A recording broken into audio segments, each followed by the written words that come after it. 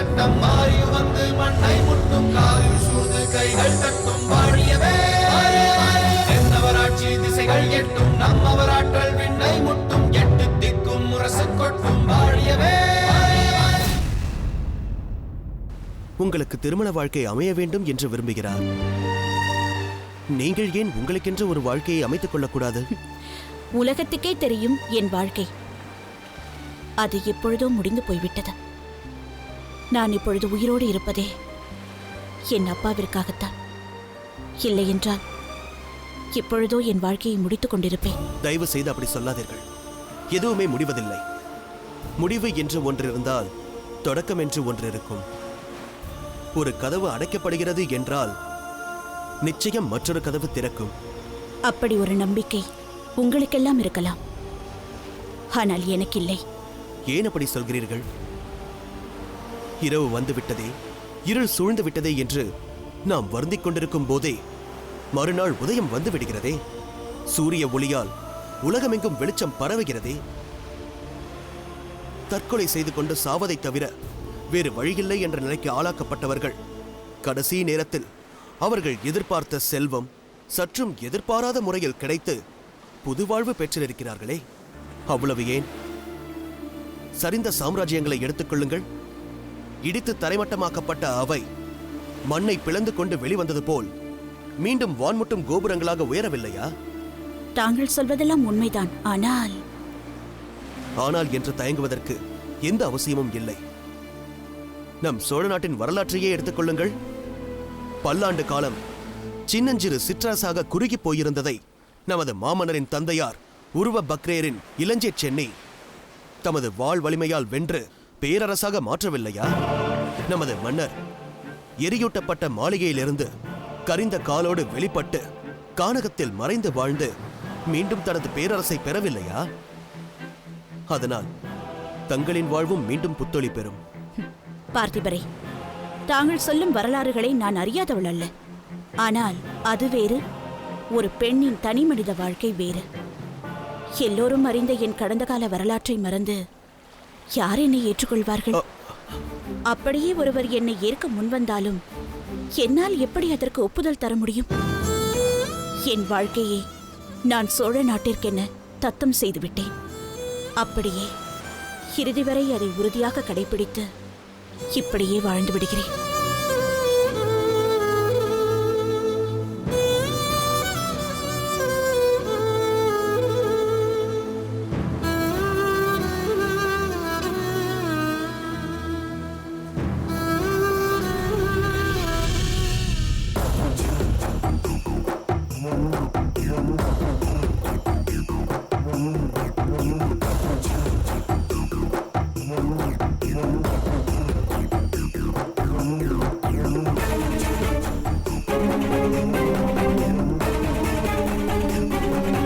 என்னவாயிற்று? இரவு நெடுநேரமாகிவிட்டதே. வழக்கமாக விமலாதித்தன் இந்த நேரத்திற்கெல்லாம் இங்கு வந்து என்னை சந்தித்து விடுவானே. ஒருவேளை உடல்நிலை பாதித்திருக்குமோ? அல்லது வர முடியாதபடி அசந்தர்ப்பமான சூழ்நிலை ஏதாவது ஏற்பட்டிருக்குமோ? விமலாதித்தன் நான் சொன்ன பணியில் ஈடுபட்டானா இல்லையா என்பதே தெரியவில்லையே. மீண்டும் மீண்டும் சென்று மங்கம்மாவிடம் எப்படி கேட்பது என்று யோசித்திருப்பானோ? அதனால் சமயம் பார்த்து மெதுவாக பேசிக்கொள்ளலாம் என்று நினைத்திருப்பானோ? இல்லை இல்லை, அப்படியெல்லாம் இருக்காது. முத்துநகையே அப்படி ஒரு யோசனையை சொன்னதால் தானே அவனை அனுப்பினேன். விமலாதித்தன் முத்துநகைக்காக பணிபுரிபவன் என்று தெரியாமல் அவனை நானும் பார்த்திபனும் மிகவும் துன்புறுத்தினோமே. ஆனாலும் அவன் அதை பொருட்படுத்தாமல் சேர மன்னர் அறையில் கத்தி மாறியது எப்படி என்று கண்டுபிடி என்றவுடன் மங்கம்மாவிடம் நயமாக பேசி அந்த உண்மையை அறிந்து வந்தானே. எவ்வளவு சாதுரியமாக பேசியிருந்தால் மங்கம்மாவிடமிருந்து அந்த ரகசியத்தை கேட்டிருக்க முடியும்.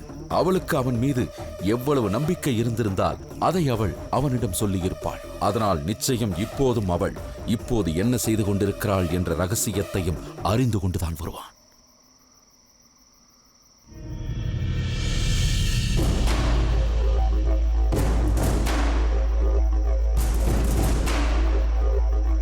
என்ன, ஏதோ தீவிரமாக சிந்திப்பது போல் தெரிகிறது.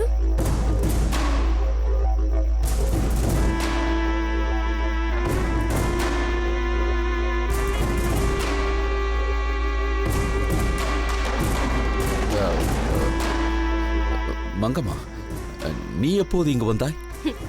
தலையை இப்படியும் அப்படியுமாக அசைத்துக் கொண்டு கைகளை அந்த பக்கமும் இந்த பக்கமுமாக உதறிக்கொண்டு குறுக்கும் நெடுக்குமாக நடந்து கொண்டிருக்கிறீர்களே, எதற்குமே விடை கிடைக்காமல் நீங்கள் தவித்துக் கொண்டிருக்கிறீர்களே, அப்பொழுதே நான் வந்துவிட்டேன். யோசனை பலமாக இருக்கிறதே. என் மீதுள்ள அக்கறையில் நான் எங்கு செல்கிறேன், என்ன செய்கிறேன் என்று பார்த்து கொண்டே இருக்கிறாயே, இதை பார்க்கும் பொழுது எனக்கு மகிழ்ச்சியாகத்தான் இருக்கிறது. இருந்தாலும் அதனால் உன் உறக்கம் கெடுகிறதே, அதை நினைத்தால் தான் பாவமாக இருக்கிறது. அடடடடடா, அதற்காக நீங்கள் ஒன்றும் என்னை நினைத்து பரிதாபப்பட வேண்டாம். நீங்களே இப்படி இரவெல்லாம் கண் விழித்துக் கொண்டு யாரையோ எதிர்பார்த்து காத்திருக்கும் போது என்னால் மட்டும் விழித்திருக்க முடியாதா என்ன? சொல்ல போனால் நாம் இருவருமே இரவில் வெகு காலமாக உறங்குவதில்லையே. ஆனால் அப்போது விழித்திருந்ததற்கும் இப்போது விழித்திருப்பதற்கும் நிறைய வித்தியாசம் இருக்கிறதே. அதென்னவோ உண்மைதான். நீங்கள் சிறையில் இருந்த நேரத்தில் இரவில் நான் ஏதேனும் செய்தியை கொண்டு வருவேனா என்பதற்காக விழித்திருப்பீர்கள். இருங்கோ வேளோடு கானகத்திற்கு தப்பிச் சென்ற போது அமாவாசை இரவு எப்போது வரும், என்னை எப்பொழுது சந்திக்க முடியும் என்பதற்காக காத்திருப்பீர்கள். ஆனால் இப்போது நான் இங்கு நம்ம அந்தப்புறத்தில் இருக்கும்போது எனக்கு தெரியாமல் எழுந்து வருவதாக நினைத்துக்கொண்டு இங்கே வந்து யாரையோ எதிர்பார்த்து விழித்துக் கொண்டிருக்கிறீர்கள். இதென்ன பேச்சு? நான் யாருக்காக விழித்திருக்க வேண்டும்? எவரை எதிர்பார்த்து காத்திருக்க வேண்டும்? எனக்கு தெரியும். நீங்கள் எங்கு செல்கிறீர்கள், என்ன செய்கிறீர்கள் என்றெல்லாம் நான் கவனித்துக் கொண்டுதானே இருக்கிறேன். ஆனால் ஒன்று, என்ன? நீங்கள் யாருக்காக வேண்டுமானாலும் காத்திருந்து கொண்டு சந்தித்து பேசிக் கொள்ளுங்கள். ஆனால் என்னை வேவு பார்க்க யாரையாவது அனுப்பியிருந்தால் அவனை மட்டும் எதிர்பார்க்காதீர்கள். என்ன பார்க்கிறீர்கள்? யார் வேண்டுமானாலும் வருவார்கள். ஆனால் என்னை வேவு பார்ப்பதற்காக யாராவது வந்திருந்தால் அவன் இப்பொழுது நிச்சயமாக வரமாட்டான். மங்கம்மா, ஏன் கத்துகிறீர்கள்? இரவு நேரம் எல்லோரும் உறங்கிக் கொண்டிருப்பார்கள். இப்பொழுது இப்படி கத்தினால் உங்களுக்கு என்னவாயிற்றோ என்று பதற மாட்டார்களா? ஏதோ ஒரு நாள் நான் இனிப்பு சாப்பிட்டுக் கொண்டிருந்தேன். அங்கு வந்த நீங்கள் நம் மனைவி மகிழ்ச்சியாக இருக்கிறாளே என்று பார்த்துவிட்டு போகாமல், ஏன் இனிப்பு சாப்பிடுகிறாய், எதற்கு மகிழ்ச்சியாக இருக்கிறாய் என்றெல்லாம் துருவி துருவி கேள்வி கேட்டீர்களே. அப்பொழுதே எனக்கு தெரியும் நீங்கள் என்னை கண்காணிக்கிறீர்கள் என்று. ஏதோ மனைவி மகிழ்ச்சியாக இருக்கிறாளே என்று பார்த்துவிட்டு போகாமல், அவள் ஏன் மகிழ்ச்சியாக இருக்கிறாள் என்று ஆராய்ச்சி செய்ய ஆள் அனுப்பினீர்களா? நான் யாரை அனுப்பினேன்? இல்லை என்றால் உங்களுக்கு எதற்கு இவ்வளவு கோபம் வருகிறது? ஏன் இப்படி அரண்மனையே அலறும்படி கத்தினீர்கள்? நான் இங்கு என்ன செய்து கொண்டிருந்தாலும் உங்களால் அதை கண்டுபிடிக்க முடியாது. வேறு எங்கு எதை செய்து கொண்டிருந்தாலும் உங்களால் அறிந்து கொள்ள முடியாது. வீணாக என்னை வேவு பார்க்க ஆட்களை அனுப்பி அவர்களுக்கு ஆபத்தை ஏற்படுத்தாதீர்கள். மங்கம்மா, ஏன் இப்படியெல்லாம் செய்கிறாய்? உனக்கு என்னதான் வேண்டும்? ஏன் எனக்கு என்ன வேண்டும் என்பது தங்களுக்கு தெரியாதா? அதெல்லாம் நிறைவேற முடியாத கனவு என்பது உனக்கு புரியவில்லையா? அது கனவுதானா நனவாகுமா என்பதை தீர்மானிக்க வேண்டியவள் நான் அல்லவா? நீ மாறவே மாட்டாயா? மாட்டேன். அப்படியானால் நீங்கள் உங்களை மாற்றிக்கொள்ளுங்கள்.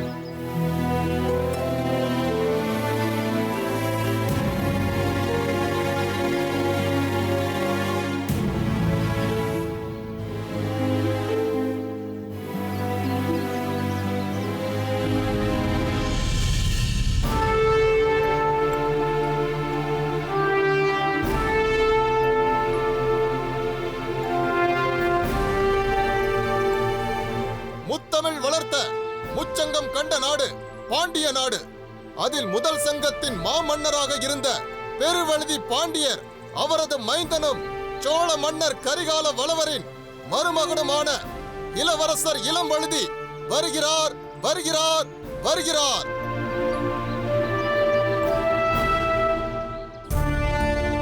எங்கள் சேர நாட்டிற்கு நல்லெண்ண விஜயமாக வந்திருக்கும் பாண்டிய இளவரசரான தங்களை வருக வருக என வரவேற்பதில் பெருமகிழ்ச்சி அடைகிறேன். சேர அமைச்சரின் அன்பான வரவேற்பிற்கு எனது பணிவான வணக்கம். பாண்டிய இளவரசருக்கு என் பணிவான வணக்கம். நான் இந்த நாட்டின் பிரதானிகளில் ஒருவன். என் பெயர் ஆதித்தவர்மன். தங்கள் பிரயாணம் சௌகரியமாக இருந்ததா? வழியில் ஏதேனும் இடர்பாடுகள் நேர்ந்துவிடவில்லையே? இல்லை இல்லை, எந்த இடர்பாடுமின்றி இங்கு வந்து சேர்ந்தோம். எங்கள் பிரயாணம் மிகவும் சௌகரியமாக இருந்தது. என்ன வீரர்களே? ஆமாம், எங்கள் பயணம் மிகவும் சௌகரியமாக இருந்தது. காட்டு வழி பாதை என்பதால் களைப்பு கூட தெரியவில்லை. ஓ, நீங்கள் காட்டுப்பாதை வழியாக வந்தீர்களா? அதுதான் இவ்வளவு விரைவாக இங்கு வந்து சேர்ந்து விட்டீர்கள். என்ன சொல்கிறீர்கள்? நாங்கள் விரைவாக இங்கு வந்து சேர்ந்து விட்டோமா? ஆமாம் இளவரசே, எங்கள் கணிப்புப்படி உறையூரிலிருந்து நீங்கள் நாளைதான் வருவீர்கள் என்று எதிர்பார்த்தோம். நாங்கள் எதிர்பார்ப்பதற்கு முன்பே தாங்கள் இங்கு வந்து சேர்ந்து விட்டீர்கள்.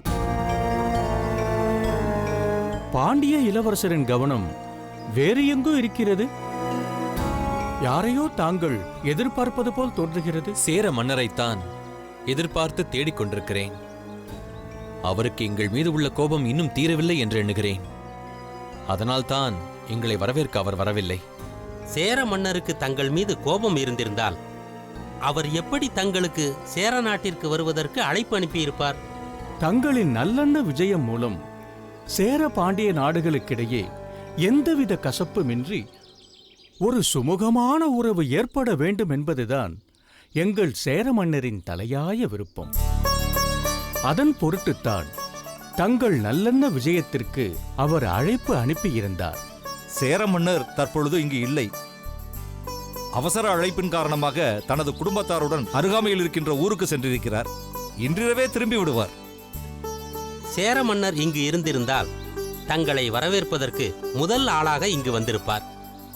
தாங்கள் இன்றே வருவீர்கள் என்பது எங்களுக்கு முன்பே தெரிந்திருந்தால் சேர மன்னர் தனது பயணத்தை ரத்து செய்திருப்பார். தங்களை வரவேற்பதற்கு இங்கு வந்திருப்பார். ஆமாம், தாங்கள் உறையூரிலிருந்து புறப்பட்டு விட்டீர்கள் என்ற செய்தி மன்னருக்கு தெரியும். ஆனால் தாங்கள் இவ்வளவு விரைவில் வந்து சேருவீர்கள் என்று மன்னர் உட்பட யாருமே எதிர்பார்க்கவில்லை. தங்களின் இந்த நல்லெண்ண விஜயத்தால் சேரர் பாண்டியர் என இந்த இரு நாடுகளுக்கிடையே சுமூகமானதொரு உறவு ஏற்பட்டு எந்தவித கருத்து வேற்றுமைகளும் இன்றி நல்லதொரு நட்பு நாடாக இரு நாடுகளும் திகழ வேண்டும் என்பதுதான் சேர மன்னரின் விருப்பம். என்னுடைய விருப்பமும் அதுதான். அவர் என்னை பற்றி இப்படி நினைத்துக் கொண்டிருக்கிறார், நான் இவரை பற்றி அப்படி நினைத்துக் கொண்டிருக்கிறேன் என்று வெறும் யூகத்தின் அடிப்படையில் ஒருவரை ஒருவர் சாடிக்கொண்டு வீண் சந்தேகங்களுக்கு தங்களுக்கிடையே இடமளித்துக் கொண்டிருப்பது தவறானது என்பதுதான் என்னுடைய கருத்து. எதுவாக இருந்தாலும் வெளிப்படையாக நேரடியாக பேசிக்கொள்ள வேண்டும். இரு பக்கத்து நியாயங்களையும் கருத்துக்களையும் ஒருவருக்கொருவர் பகிர்ந்து கொள்ள வேண்டும். இந்த காரணத்தால் என்னுடைய செயல்கள் இப்படி இருந்தன என்பதை தத்தம் கருத்துக்களாக மனம் விட்டு பகிர்ந்து கொள்ள வேண்டும். அந்த கருத்துக்கள் ஏற்புடையதாக இருக்கும் பட்சத்தில் அவற்றை மனப்பூர்வமாக ஏற்றுக்கொள்ளும் மனப்பக்குவம் இரு தரப்பினருக்கும் இருக்க வேண்டும். ஒரு நாட்டோடு இன்னொரு நாடு நட்பு கொள்வது என்பது வெறும் சிரித்து மகிழ்வதன் பொருட்டு மட்டும் என்று எண்ணிவிடக்கூடாது. அது ஒருவரின் தவறை மற்றவர் சுட்டிக்காட்டுவதற்கு கிடைத்த பொன்னான வாய்ப்பு என்று இரு நாட்டாரும் கருத வேண்டும். ஒரு நட்பு நாடு தவறான பாதையில் செல்வதாக தெரிந்தால் அதை மற்ற நாடு முன்வந்து சுட்டிக்காட்ட வேண்டும். நீ செய்வது தவறு, செல்லும் பாதை நேர்வழியானது அல்ல என்று எடுத்துரைக்க வேண்டும், இடித்துரைக்கவும் வேண்டும். இதைத்தான் வள்ளுவர் பெருந்தகை நகுதற் பொருட்டன்று நட்டல் மிகுதிக்கண் மேற்சென்று இடித்தற் பொருட்டு என்று கூறுகிறார். பலே பாண்டிய இளவரசரே பலே! நட்பு நாடுகள் எப்படி இருக்க வேண்டும் என்பதற்கு தாங்கள் மிக அற்புதமான விளக்கம் தந்துவிட்டீர்கள்.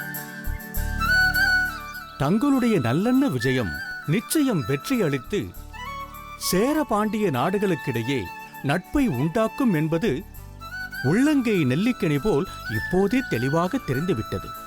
தங்களின் பேச்சாற்றலால் சேர மன்னரின் நம்பிக்கைக்கு பாத்திரமாகி அவருடைய எண்ணத்திலும் இதயத்திலும் இடம் பிடிப்பீர்கள் என்று நாங்கள் உறுதியாக நம்புகிறோம். உங்கள் நம்பிக்கை வெற்றி பெற வேண்டும் என்பதுதான் என்னுடைய விருப்பமும். இளவரசே, தாங்கள் தங்க இருக்கும் விருந்தினர் மாளிகைக்கு செல்வோம். வாருங்கள்.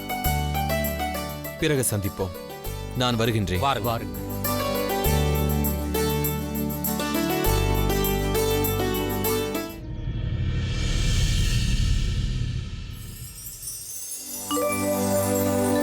வானவன்மாதேவி, வானவன்மாதேவி, பிரபு, அழைத்தீர்களா?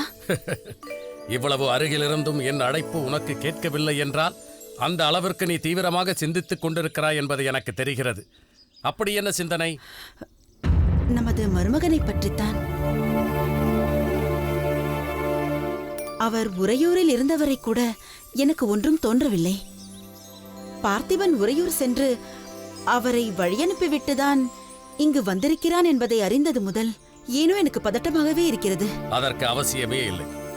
இளம்வழுதி எங்கே போகிறார்? சேர நாட்டிற்கு தானே. சேர மன்னர் நட்பு முறையில் இங்கு வந்துவிட்டு செல்லவில்லையா? அதே போல் இளம்வழுதியும் நட்பு முறையில் அங்கு சென்று இருக்கிறார். எனக்கும் அது புரிகிறது. இருந்தாலும் மாப்பிள்ளை ஏன் தானாக இப்படி ஒரு சங்கடத்தை தேடிக்கொள்கிறார் என்று தவிப்பாக இருக்கிறது. மாமன்னருக்கும் மகாராணியாருக்கும் என் பணிவான வணக்கம்.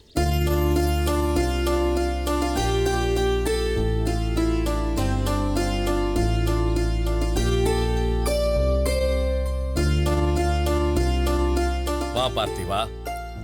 மகாராணியார் இப்பொழுதுதான் நீ உறையூருக்கு சென்று திரும்பியதை பற்றி கேட்டுக்கொண்டிருந்தார். பார்த்தால் நீயே வந்து நிற்கிறாய். வழக்கமாக நீ இந்த நேரத்தில் இங்கு வரமாட்டாயே. உன் தோற்றத்தில் கூட ஏதோ மாற்றம் தெரிகிறது. என்ன அது? ஒருவேளை அவ்வளவு அவசரமாக பேச வேண்டிய செய்தியோ? அப்படி சொல்வதற்கில்லை மன்னவா. நிதானமாக பேச வேண்டிய விஷயம்தான். தளபதியாக இல்லாமல் என்னுடைய தனிப்பட்ட வாழ்க்கை பிரச்சனையை பேசுவதற்காக அதற்கேற்ற முறையில் வந்தேன். உன்னுடைய தனிப்பட்ட வாழ்க்கை பிரச்சனை என்கிறாய். அதை ஏன் எங்களிடம் பேச வந்தாய்? பெற்றவரும் இல்லாமல் மற்றவரும் இல்லாமல் வாழ்ந்து கொண்டிருக்கும் எனக்கு அன்னை தந்தையாக இருப்பவர்கள் மன்னரும் மகாராணியாரும் தானே. அதனால் தங்களைத் தவிர வேறு யாரிடம் சென்று இதை பற்றி நான் பேச முடியும்?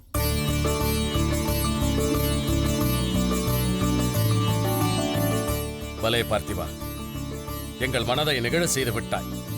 நீ எப்பொழுதும் எதை பற்றியும் எங்களிடம் பேசலாம். சோழ நாட்டின் பிரச்சனைகளை பற்றி சிந்தித்துக் கொண்டிருக்கும் பார்த்திபனுக்கு தன்னை பற்றி சிந்திக்கும் எண்ணம் ஏற்பட்டிருக்கிறது என்பதை கேட்கும் பொழுது மிகவும் மகிழ்ச்சியாக இருக்கிறது. நீ எங்களிடம் எதை பற்றி பேச வந்தாய்? மன்னவா, நான் பேச வந்தது என்னை பற்றிதான் என்றாலும் அதில் ஒரு பெண்ணின் வாழ்க்கையும் சம்பந்தப்பட்டிருக்கிறது. யார் அந்த பெண்? அவள் சாதாரண பெண் அல்ல. வீர சாகசங்களை நிகழ்த்தும் பெண். நாட்டுக்காக தன் வாழ்வையே அர்ப்பணித்த பெண். பார்த்திபா, நீ யாரை பற்றி சொல்கிறாய்? இன்னுமா புரியவில்லை பிரபு? நாட்டிற்காக தன்னை அர்ப்பணித்தவள் என்றால் அது முத்துநகையை தவிர வேறு யாருக்கு பொருந்தும்? உண்மைதான். பார்த்திபா, நீ முத்துநகையை பற்றித்தான் பேச வந்தாயா? அவள் காரிக்கண்ணனார் பெற்ற மகளாக இருக்கலாம். எனக்கு அவள் வளர்ப்பு மகள். நாட்டுப்பற்றால் தன் வாழ்வையே இழந்தவள். ஆனால் நீ அவளை பற்றி பேச வந்ததின் காரணம்? முத்துநகை பாண்டிய நாட்டிற்கு சென்றிருந்த போது பார்த்திபன் தான் காரிக்கண்ணனாருக்கு துணையாக இருந்திருக்கிறான். முத்துநகை இங்கு வந்த பிறகு என்னிடம் அவளை வந்து அதை பற்றி நெகிழ்ச்சியோடு சொன்னாள். அதன் மூலம் ஏற்பட்ட அனுதாபத்தால் தான் பார்த்திபன் அதை பற்றி பேச வந்திருக்கிறான் என்று நினைக்கிறேன். அனுதாபம் என்று சொல்ல முடியாத தாயே. அவர் மீது கொண்ட அக்கறை, அவரது செயல்களை கேட்டதால் ஏற்பட்ட பிரமிப்பு, அத்தகைய ஆற்றல் படைத்த ஒருவர் வாழ்க்கை ஏன் இப்படி வீணாக வேண்டும் என்பதால் ஏற்பட்ட துடிப்பு, இதெல்லாம் சேர்ந்துதான் இன்று உங்களிடம் வந்து இதை பற்றி பேச வைத்திருக்கிறது.